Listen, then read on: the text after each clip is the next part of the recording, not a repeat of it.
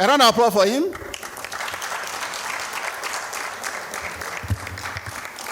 Thank you, Doc. Merci, Monsieur le Président, et Messieurs les membres du Présidium, et Mesdames et Messieurs les invités, les membres des délégations des différents pays ici représentés à cette grande conférence, à vos titres et grades respectifs. Je ne serai pas long, quand même mes prédécesseurs ont tout dit, ont bien dit les choses. Et je ne parlerai qu'un tout petit élément, la question ou les questions des frontières en Afrique déjà touchées par le collègue de la Sierra Leone, par celui du Sénégal, par le président même.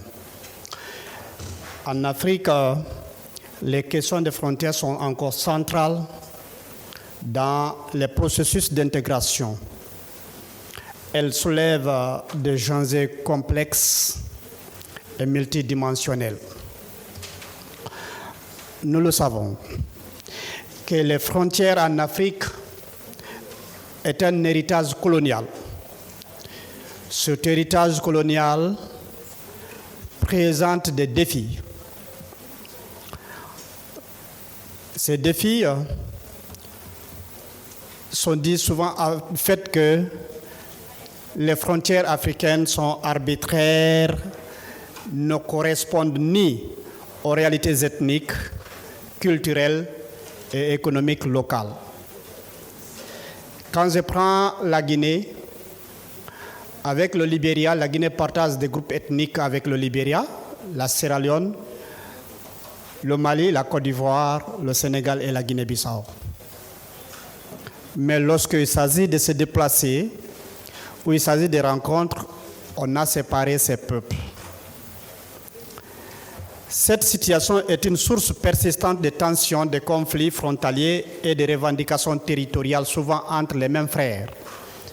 Ce qui pose un grand problème quand même les frères d'une même famille se battent pour des questions de frontières ou de partage des ressources naturelles.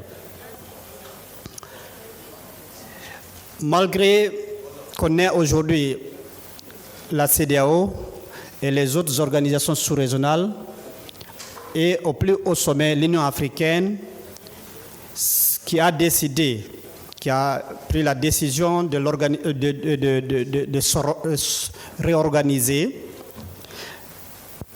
la décision de respecter et de faire respecter l'intangibilité des frontières héritées de la colonisation. Cette dernière constitue encore un défi pour la cohésion et la stabilité en Afrique. Permanemment, on parle de conflits entre la Côte d'Ivoire et le Burkina à cause des frontières, entre la Côte d'Ivoire et le Ghana à cause des frontières. L'impact des frontières sur le commerce et la libre circulation, ça a été déjà dit. Les frontières nationales constituent des obstacles au commerce intra-africain en raison des coûts de transport élevés, des procédures douanières complexes et des barrières non tarifaires. Les prédécesseurs ont déjà dit, ces frontières pèsent encore sur l'économie africaine. Quand vous prenez l'exemple de l'Union européenne, le principe de la libre circulation des personnes et de leurs biens est acté et matérialisé de telle sorte que l'économie est fluide et le développement est rapide.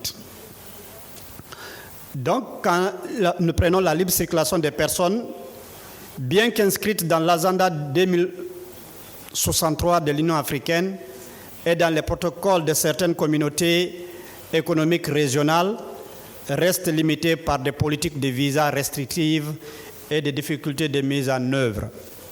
Vous imaginez, entre les deux Congos, il y a un visa, alors qu'il n'y a qu'un cours d'eau qui les sépare.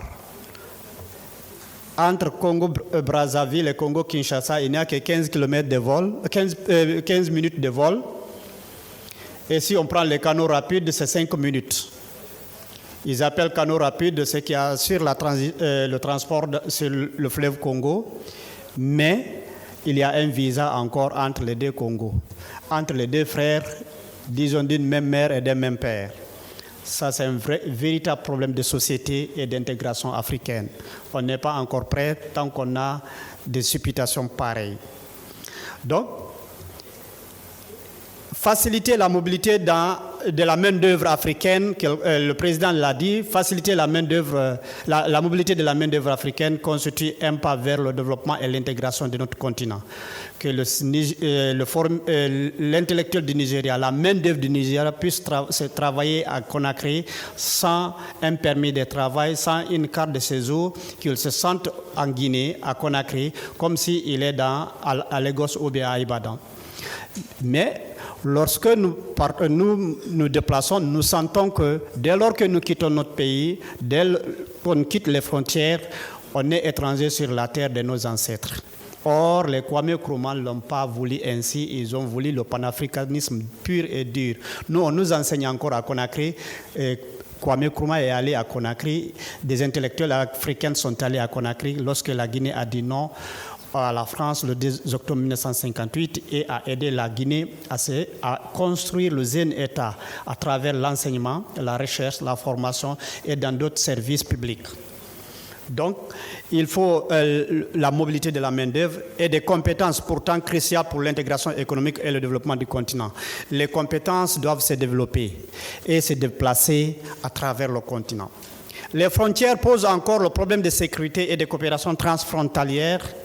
Les zones frontalières sont souvent confrontées à des défis sécuritaires spécifiques tels que la criminalité transnationale, le terrorisme et les conflits liés à l'exploitation des ressources naturelles.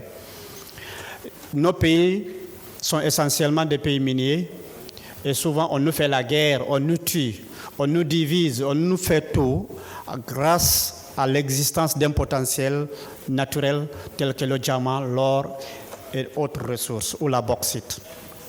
Et on a développé des conflits transfrontaliers à cause de ces ressources. Ça ne finit pas en Guinée. Les Maliens et les Guinéens se battent à cause d'une mine d'or et fait assez de victimes. Bien, donc, la question du terrorisme, une machine fabriquée par l'autre côté pour venir encore nous diviser et nous permettre l'exploitation de nos ressources naturelles, quand même que ces terroristes ne sont pas descendus des dernières pluies, mais plutôt une fabrique et dont on ignore encore le fabricant.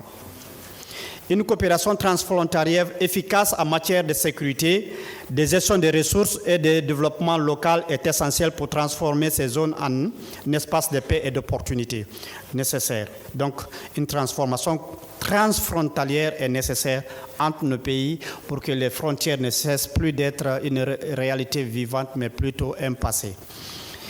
Les initiatives et des perspectives d'avenir pour l'Afrique.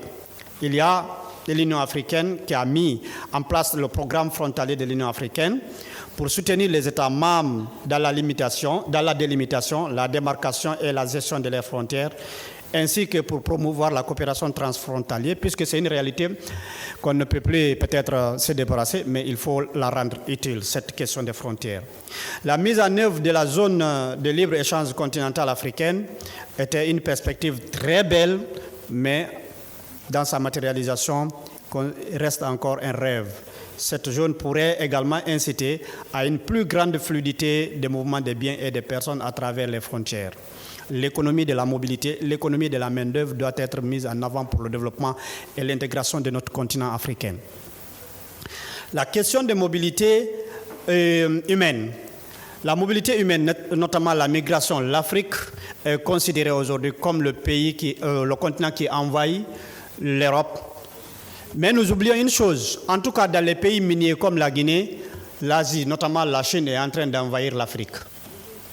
Allez-y dans les aéroports, dans les mines, les Chinois sont là, et puis c'est eux qui viennent, qui font une nouvelle forme de colonisation de la main-d'œuvre.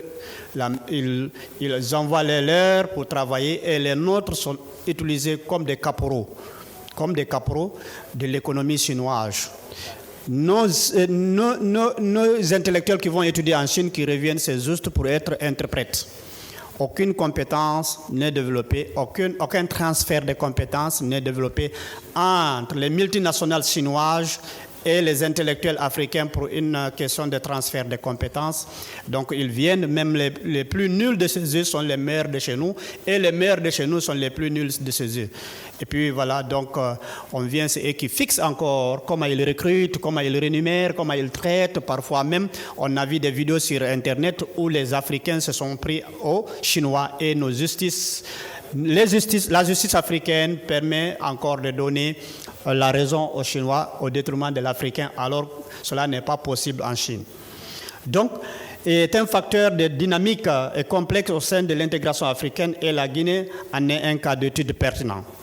Quand je prends mon pays, la Guinée, c'est un pays minier, un pays de grand départ, un pays de grands défis, comme tous les autres pays de notre continent. Je voudrais justement conclure ma communication pour dire que si nous ne faisons pas attention, nous risquons encore de tomber dans une colonisation qui ne dit pas son nom, parce que nous pensons que c'est l'économie minière qui va développer l'Afrique. Plutôt, c'est l'économie du savoir. Les universités africaines doivent se transformer, que les Africains étudient dans les langues africaines pour qu'il n'y ait plus de derniers en classe, que tous les étudiants, tous les élèves soient les meilleurs d'eux-mêmes et qu'ils participent à la construction de l'Afrique. Mais tant que nos universités, nos écoles font le prototype des écoles coloniales, des écoles occidentales, nous allons toujours créer ou former des cadres, des valets au service de l'Occident qui ne peuvent pas nous permettre de développer l'Afrique. Donc il faut une transformation de l'école africaine, il faut une transformation de la mentalité africaine afin que les jeunes, les nouveaux esprits produits dans nos universités puissent participer au développement de notre continent. Moi, je vous remercie avec ces aimables mots. Merci.